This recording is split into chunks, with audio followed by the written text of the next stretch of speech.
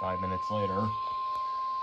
The National Weather Service in Jacksonville has issued a severe thunderstorm warning for northwestern Hamilton County in northern Florida, western Eccles County in southeastern Georgia until 12:30 p.m. Eastern Daylight Time.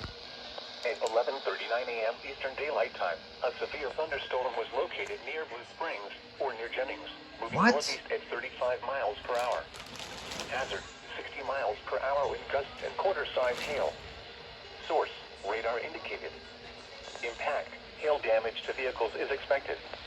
Expect wind damage to roofs, siding, and trees.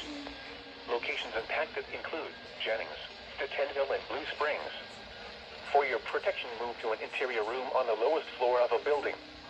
Repeating, a severe thunderstorm warning has been issued until 12:30 p.m. Eastern Daylight Time for the following county: Hamilton, Florida, and Eccles.